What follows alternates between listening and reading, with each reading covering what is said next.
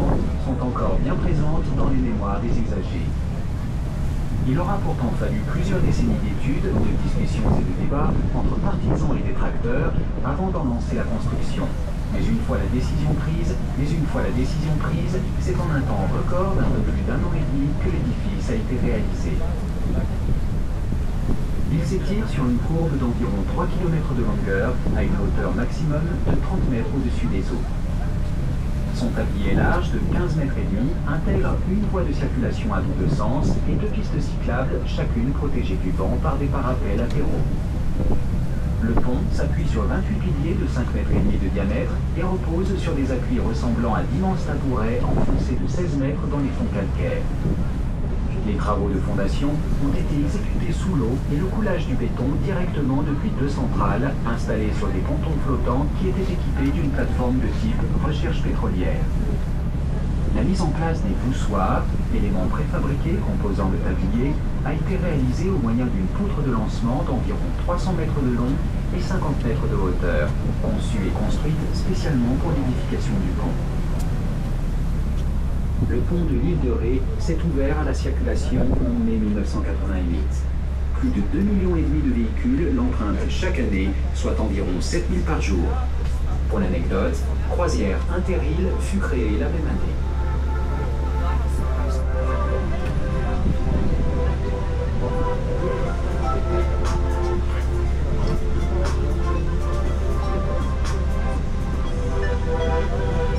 In the past, there was a maritime connection between the Ile de Ré and the mainland. Plans to build a road link were in the works for over a century. But it took years of debate between those in favour and those against before the decision to construct the bridge was finally made.